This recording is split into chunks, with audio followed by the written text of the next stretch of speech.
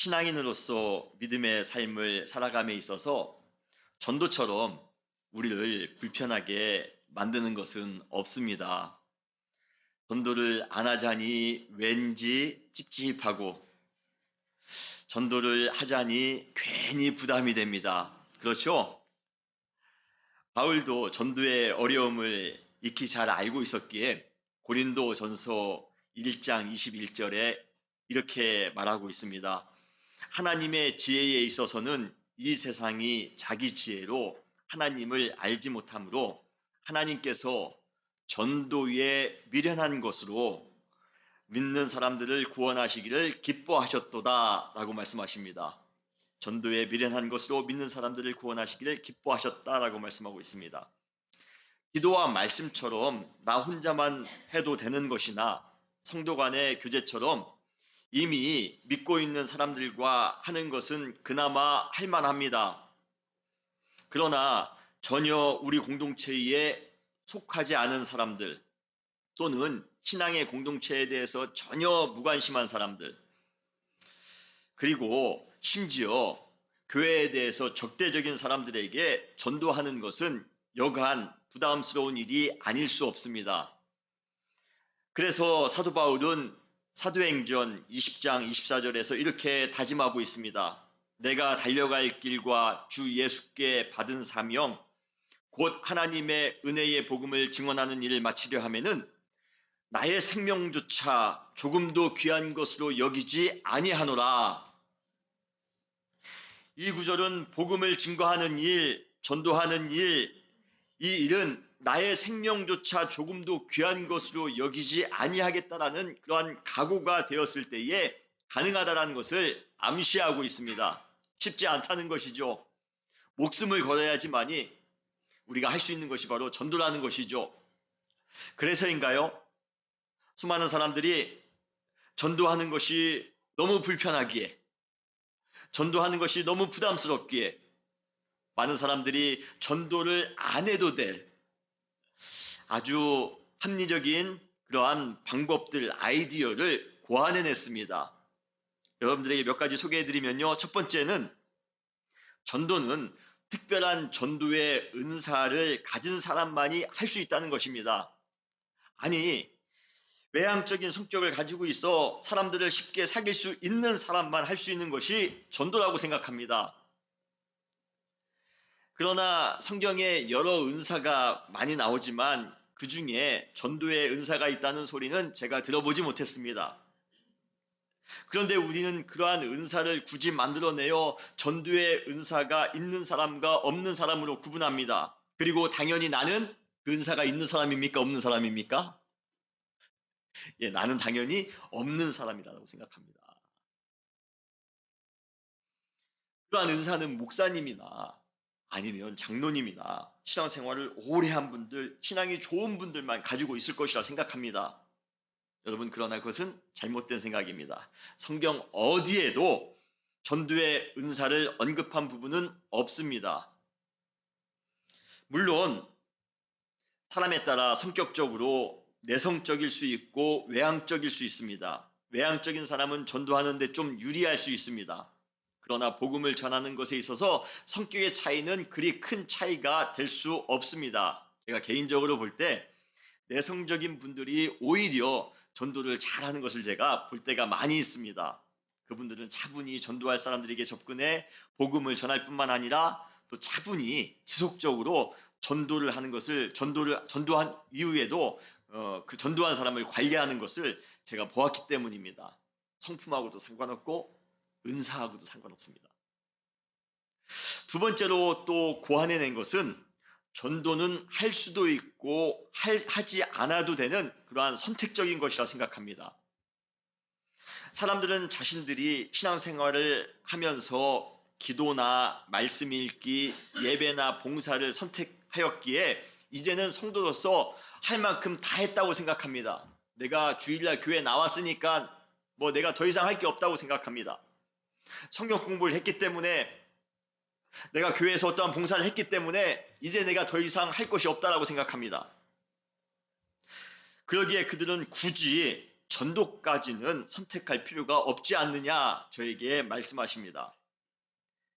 그러나 전도는 예수님께서 우리에게 직접 말씀하신 명령입니다. 여러분, 명령은 그 특성상 지시하는 사람의 의지만을 반영할 뿐 받아들이는 사람의 선택은 고려하지 않습니다. 군대에서 명령하는 분은 명령으로 끝납니다. 그리고 그 명령을 받으면 그 명령을 우리는 무조건 순종해야 됩니다. 실행해야 됩니다. 이것이 명령의 속성입니다. 명령은 무조건 복종해야 됩니다. 전도가 예수님의 지상 대명령이라고 할 때 우리는 의무적으로 전도의 명령을 감당해야 됩니다. 사도 바울이 말한 것처럼 전도가 우리가 생각하기에 미련해 보이는 그러한 행위라 할지라도 우리는 나의 생명조차 조금 더 귀한 것으로 여기지 아니할 정도로 전도에 힘쓰셔야 됩니다. 예수님의 명령에 순종하기 위하여 목숨까지 걸어야 된다는 것입니다. 이렇듯 전도는 특별한 은사나 기질을 가지고 있는 사람만 하는 것이 아니라 주님을 믿는 사람이라면, 그리고 천국의 기쁨을 맛본 사람이라면, 구원의 감격을 가지고 있는 사람이라면 외에 없이 모두가 해야만 하는 것이 전도입니다. 그리고 그러한 전도는 결코 선택적인 것이 아니라 부담감을 동반하고서라도 반드시 해야만 하는 필수적인 것입니다. 그러므로 성숙한 신앙인은 전도를 하지 않아도 될 명분이나 그러한 핑계를 찾기보다는 전도를 해야만 한다라는 그러한 각오와 헌신을 가지고 그 마음을 가지고 살아가는 것입니다. 전도자로서의 삶에 순종하며 살 각오와 헌신이 여러분들 되어져 계십니까? 여러분은 전도자이십니다. 여러분은 복음의 증거자이십니다. 우리가 복음의 증거자로, 전도자로 순종하는 마음으로 전도에 힘쓰며 살아가시는 여러분 되시기를 주님의 이름으로 축원합니다. 전도자는 복음 증거자입니다. 인간은 경험한 것만을 설명할 수 있는 존재입니다. 설명할 수 없는 이유는 경험하지 않았기 때문입니다. 여러분, 혹시 두리안이라는 그러한 과일 다 아시나요? 두리안이라는 과일 먹어보신 적 있으신가요? 저는 먹어본 적이 없기 때문에 그 과일의 맛을 설명할 수가 없습니다. 그 과일을 설명할 때 정말 뾰족뾰족하고 냄새 고약한 과일, 저는 그렇게밖에 설명을 할 수 없습니다. 그런데 어떤 분은 그 과일이 참 맛있답니다.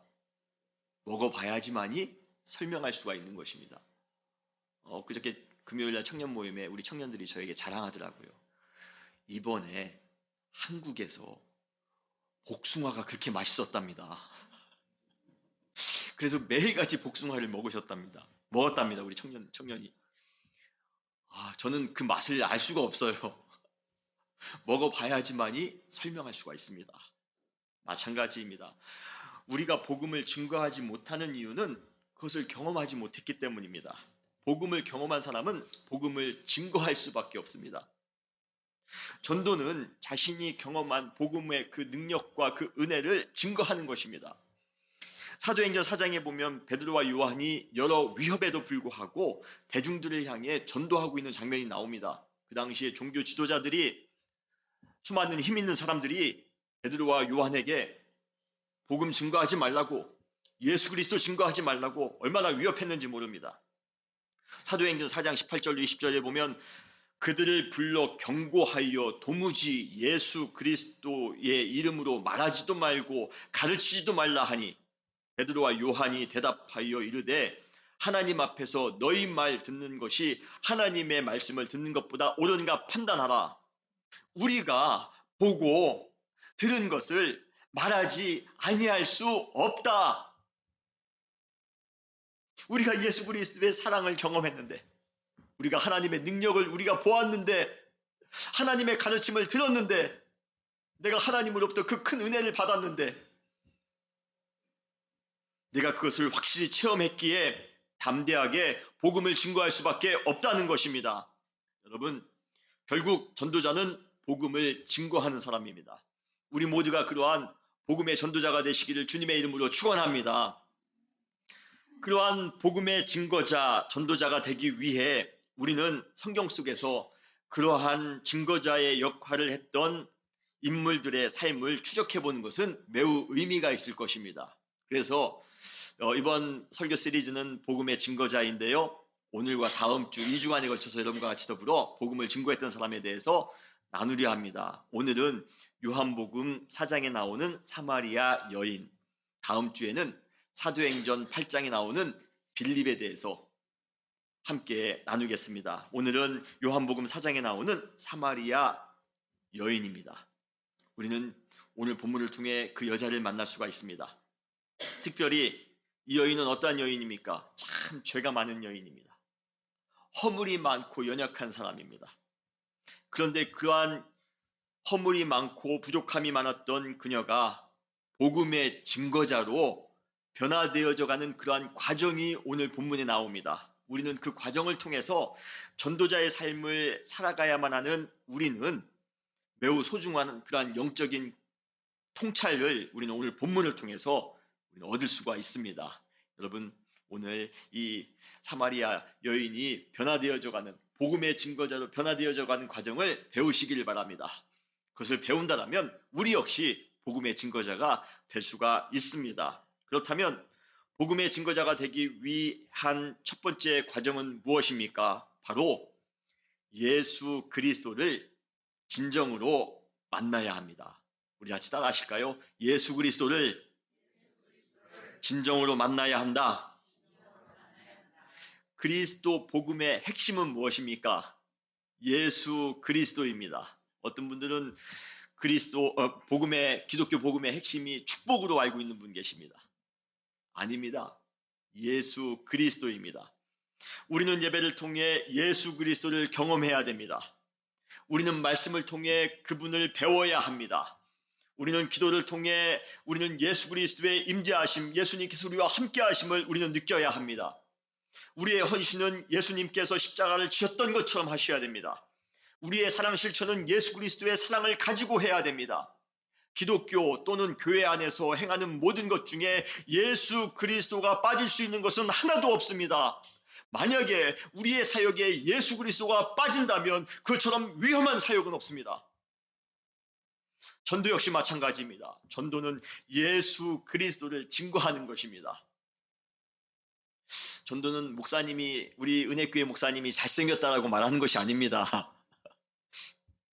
전도는 우리 교회에 힘 있는 사람이 우리 교회에 누가 다닙니다 라고 증거하는 그것이 전도가 아닙니다. 전도는 예수 그리스도를 증거하는 것입니다. 그분의 사역, 그분의 말씀, 그분의 가르침, 그분의 비전, 그분의 심장, 이러한 모든 것을 선포하는 것이 바로 전도인 것입니다. 우리가 예수 그리스도를 전하지 못하는 이유는 매우 단순합니다. 예수 그리스도를 진정으로 만나지 못했기 때문입니다. 우리가 예수 그리스도를 만났다면, 그래서 그분의 그 크신 은혜와 그분의 그 놀라운 능력을 우리가 경험했다면 요한과 베드로가 반응했던 것처럼 우리 역시 자동적으로 우리가 보고 들은 것을 말하지 않을 수 없게 됩니다. 그러므로 복음 증거자가 되기 위해 가장 필수적인 그러한 기초적인 것은 예수 그리스도를 만나는 것입니다. 그분을 경험하는 것입니다. 여러분들은 과연 인격적으로 예수님을 만나셨습니까? 5년을 신앙생활했는데, 10년을 신앙생활했는데 아직도 예수님을 못 만나셨습니까? 여러분, 예수님을 만나셔야 됩니다. 예수 그리스도를 만나 그분의 사랑과 그분의 은혜를 깊이 체험할 때, 그때 비로소 우리는 변화될 수가 있는 것입니다. 예수님을 만나는 것이 왜 중요합니까? 예수님을 만나면 우리는 온전히 변화될 수가 있습니다. 여러분 믿으십니까? 특별히 예수님을 만나면 그분을 증거하는 복음 증거자로 변화될 수가 있는 것입니다. 오늘 본문에 나오는 사마리아 여인이 그랬습니다. 오늘 본문의 사마리아 여인은 예수님 당시 인간 취급도 받지 못했던 사마리아인들로부터도 외면받았던 아주 밑바닥의 인생을 살아갔던 사람이 바로 이 사마리아 여인입니다. 그녀의 얼굴에서 우리는 어떠한 기쁨도 어떠한 평강의 표정도 찾아볼 수가 없습니다. 의심과 견제, 심각한 패배의식, 분노, 무지와 무기력으로 무의미하며 헛된 인생을 살아갔던 사람이 바로 그 여인이었습니다. 그런데 그러한 여인에게 먼저 예수님께서 찾아오셨습니다. 그 여인이 예수님을 갈망하기 때문에 예수님이 찾아간 것이 아니라 그녀는 예수님에 대해서 아무런 그러한 정보도 없었는데 먼저 예수님께서 그 여인에게 찾아가십니다.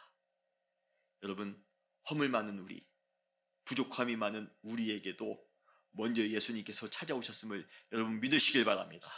우리가 힘들고 어려울 때 눈물 지으며 살아갈 때가 우리의 인생 가운데 있습니다. 한 발짝도 나아가지 못할 것 같은 그런 답답한 상황 가운데 처해 있을 때 예수님께서 우리 가운데 먼저 찾아오셔서 우리의 상처를 치료하시며 우리에게 새로운 기쁨을 주시는 그러한 주님임을 믿으시는 여러분 되시기를 주님의 이름으로 축원합니다.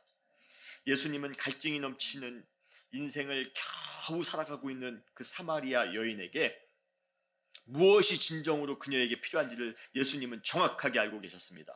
그래서 예수님은 먼저 그 여인을 만나 이렇게 말문을 여십니다. 요한복음 4장 7절입니다. 물을 좀 달라. 물을 좀 달라. 사실 아주 평범해 보이는 그러한 요구 아닙니까? 아마 대부분의 사람이라면 순순히 여기 물 있습니다. 예, 물 드세요. 아마 모르는 사람이라 할지라도 그렇게 했을 것입니다. 그런데 이 여인은 마음에 여유가 없습니다. 아주 거칠게 인생을 살아왔습니다. 그렇게 그 여자는 모든 것이 다 부정적입니다. 모든 것이 다 공격적입니다. 굉장히 공격적으로 반응합니다. 요한복음 4장 9절에 사마리아 여자가 이르되 당신은 유대인으로서 어찌하여 사마리아 여자인 나에게 물을 달라 하나이까? 굉장히 공격적이지 않습니까? 그러한 반응에도 불구하고 예수님께서는 그녀에게 영원히 목마르지 않는 그런 생수에 관해서 아주 진지하게 말씀하십니다. 요한복음 4장 14절에 내가 주는 물을 마시는 자는 영원히 목마르지 아니하리니 내가 주는 물은 그 속에서 영생하도록 솟아나는 샘물이 되리라. 그러나 영적 무지의 늪에 오랜 기간 머물러 있었던 그녀가 예수님의 그 말씀을 쉽게 이해할 수 없었던 것 같습니다. 그래서 예수님은 전공법을 사용해서 그녀가 가장 숨기고 싶었던 현실을 지적하십니다. 요한복음 4장 16절에 보면 가서 내 남편을 불러와라. 가서 너의 남편을 불러와. 이것은 그 여자의 부정을 폭로하여 망신 주기 위해서 부끄러움을 주려는 목적이 아닙니다. 그녀가 인생의 갈증으로 지금 공고해하는 그러한 삶을 살아가는데 그러한 것을 자각시켜주기 위한 목적으로 예수님께서는 지금 이렇게 말씀하십니다. 가서 내 남편을 불러와. 지금까지 5 남편이 있었지만 그것이 그녀의 영적인 갈증을 궁극적으로 해결해 줄 수 없다는 것입니다. 그녀가 할 수 있는 것이라고는 우물에서 물을 길러 잠시 육신적인 갈증을 해결하는 것 그 정도였습니다. 지금까지 그녀는 그 정도에만 만족하는 인생을 살아왔습니다. 영원한 생수는 고사하고요. 그냥 지금 당장 목이 마른 이 갈증 하나 해결하는 것으로 만족하는 그러한 삶을 살았던 것입니다. 그러나 그 갈증은 우리가 잘 아는 것처럼 또 찾아올 것입니다. 아무리 물을 마셔도 이 세상에 어떠한 것을 우리가 많이 취한다 할지라도 그것이 우리의 마음에, 우리의 영혼에, 우리의 육신의 갈증을 해결해 줄 수 없다는 것입니다. 그런데 예수님께서 그 여인에게 내 남편을 데려오라. 예수님의 말씀을 듣는 순간 그동안 자기를 그토록 괴롭히고 있었던 그러한 영적인 갈증의 정체를 깨닫게 됩니다. 그러면서 그분께서 방금 전에 말씀하신 영원히 목마르지 않는 생수가 무엇인지를 순간적으로 직감하게 됩니다. 바로 지금 내 눈앞에 계신 예수님께서 나의 모든 문제를 영원히 해결해 주실 분이시구나. 깨닫게 되었습니다. 그러자 그녀는 예수님을 이렇게 고백합니다. 요한복음 4장 19절 여자가 이르되 주여 내가 보니 당신은 선지자이십니다. 흥미로운 것은 그 후에 그녀가 나아가서 복음을 증거할 때마다 항상 예수님을 내가 행한 모든 일을 내게 말한 사람이라고 증언하고 있습니다. 나의 부족함을 알고 있는 사람, 나의 연약함을 알고 있는 사람, 내가 궁극적으로 변화돼야 될 것, 내가 궁극적으로 바뀌어야 될 것을 정확하게 알고 계신 분,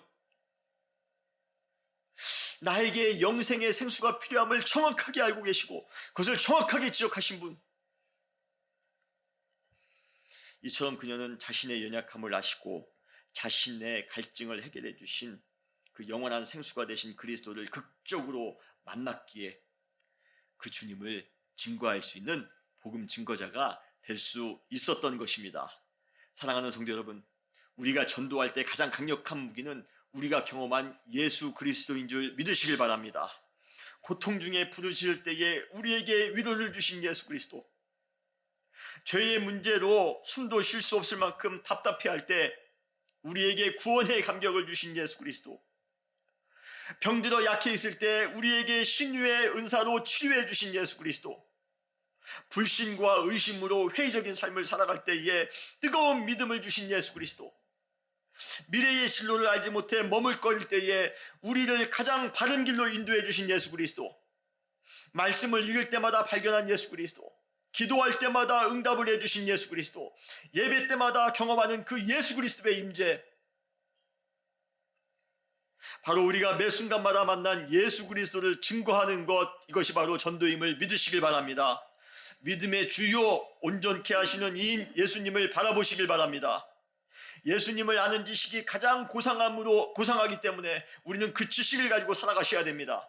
우리에게 구원의 감격을 주시며 우리에게 영생의 기쁨을 주시는 그 주님을 증거하며 살아가시는 여러분 되시기를 주님의 이름으로 축원합니다. 첫 번째 단계는 예수님을 만나는 것입니다. 오늘 이 예배를 통하여 예수님을 만나세요. 예수 그리스도를 만나세요. 형식적으로 신앙생활하지 마시고 정말 이 귀한 예배 시간에 예수님을 만남으로 여러분들이 복음 증거자로 완전히 변화될 수 있는 귀한 예배가 되시기를 주님의 이름으로 축원합니다. 두 번째 과정은, 우리가 복음 전도자가 되기 위한 두 번째 과정은 자기의 물동이를 버려야 합니다. 나의 물동이를 버려야 합니다. 사마리아 여인에게 있어 이 물동이는 자신의 삶을 유지하는 데 있어 가장 필요한 재산 목록 1호였습니다. 메마르고 공허한 인생을 살아가고 있던 그녀에게 물동이는 자신의 육신을 만족시켜주는 유일한 품목이었습니다. 어쩌면 지금도 속썩이며 자신을 힘들게 하는 남편보다 물동이가 그녀에게는 더 큰 위안을 주었을지 모릅니다. 그래서인지 그녀는 항상 과도할 정도로 물동이를 분신처럼 집착합니다. 그것마저도 없으면 자기에게는 아무 기쁨도 없으며 낙도 없다라고 생각했던가 봅니다. 그래서 그녀는 그 물동이를 분신처럼 매일같이 가지고 다녔습니다. 그러나 영원한 생수 대신 예수님을 만난 이후 그 물동이의 가치는 제로가 됩니다. 오히려 전도하기 위해 그 물동이는 거추장스러운 것이 되었습니다. 그래서 예수님을 만난 후 전도자로서 그녀의 첫 번째 행동은 분신과도 같았던 그 물동이를 버리는 것이었습니다. 오늘 본문에 보면 요한복음 4장 28절 어떻게 말씀하고 계십니까? 여자가 물동이를 버려두고, 여자가 그 물동이, 자기에게 가장 중요했던 물동이, 생명과 같이 집착했던 그 물동이를 버려두고 복음을 증거하러 갔다는 것입니다. 사실 우리가 복음의 증거자가 되지 못하는 이유는 우리가 복음 외에 다른 우선순위를 악착같이 붙들며 살아가고 있기 때문입니다. 우리가 집착하고 있는 세상의 것들, 우리가 분신같이 여기는 그러한 생각과 가치들이 있다면 우리는 온전한 복음 증거자가 될 수 없습니다. 재물에, 자식 키우는 것에, 내가 인기 있는 것, 높아지는 것에, 정치적으로 내가 한 건 하는 것에, 건강과 사상 등에 내가 집착하며 살아가는데 어떻게 복음을 전하는 삶을 살 수 있단 말입니까? 물동이를 이고 복음을 전하는 것은 불편합니다. 우리가 집착하는 것을 메고 세상의 것을 우리가 들고 복음을 증거하는 것은 매우 비효율적입니다. 그래서 히브리서 저자는 히브리서 12장 1절에 이렇게 권면하고 있습니다. 모든 무거운 것과 얽매이기 쉬운 죄를 벗어버리고 그래야지만이 우리가 온전한 신앙인이 될 수 있다는 것입니다. 예수 그리스도 안에서 영원한 생명을 발견했는데 물동이가 아직도 필요하다는 것은 말이 되지 않습니다. 전도자가 되기를 원한다면 여러분 물동이를 버리셔야 됩니다. 우리가 오늘 전도자의 삶을 살기 위해 버려야 될 물동이는 무엇입니까?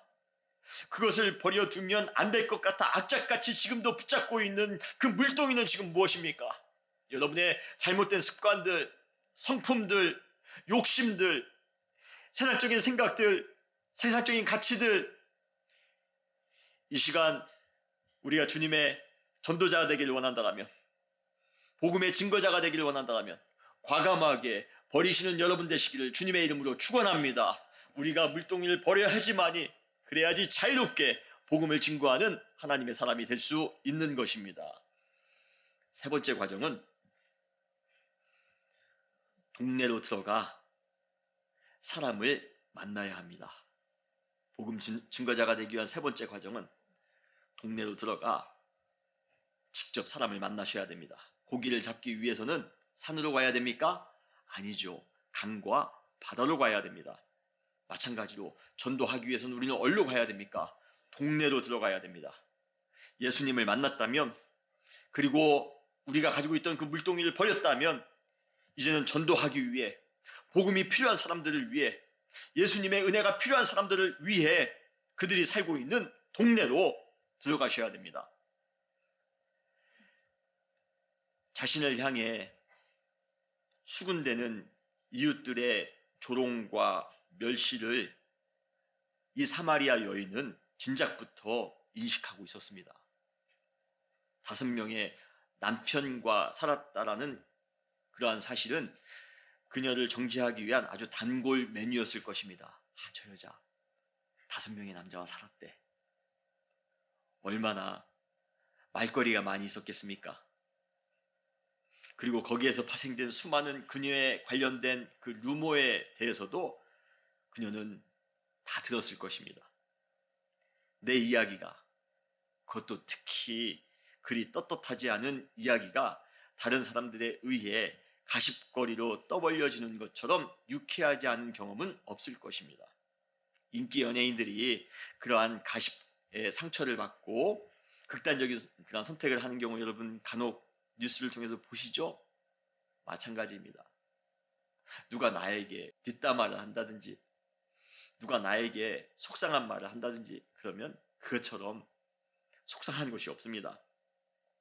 그러기에 어느 순간부터 그녀는 대문 밖을 나서는 것 자체도 꺼리기 시작했을 것입니다. 나가봤자 좋은 소리 안 듣는데 굳이 나갈 건 뭐 있어. 어쩌면 그녀는 이미 중증 대인 기피 환자가 되어 있을 것입니다. 사람을 만나는 게 두렵습니다. 그녀가 대문 밖에 나가는 경우는 더워서 인적이 아무도 없을 때 몰래 나아가 우물에서 물을 기를 때 이때뿐이었습니다. 그러고 보니 우물가에서 예수님이 먼저 말을 걸어올 때 그녀가 느꼈을 당황스러움을 조금은 이해는 할 수 있습니다. 어쩌면 처음 예수님께서 그녀에게 말을 걸어올 때 그 사마리아 여인이 저 유대인이 나에게 어떤 또 상처 주는 말을 하려고 나에게 말을 걸어오는 것일까 미리 경계했을 것입니다. 그만큼 그녀는 마음이 닫혀있는 상태입니다. 누구도 만나고 싶지 않습니다. 그런데 바로 그러한 여인이 지금까지 자기를 비웃고 천시했던 사마리아 사람들을 만나기 위해 동네로 자진해서 들어간다는 것은 상식적으로 생각해 볼 때 불가능할지 모릅니다. 그러나 그녀는 복음의 은총과 능력을 전하기 위해 그러한 상식적인 행동을 극복하고 담대하게 동네로 들어갔던 것입니다. 자신의 정욕만 추구하던 부정한 여인이 지역을 변화시키는 그러한 복음 전도자로 변화되는 순간입니다.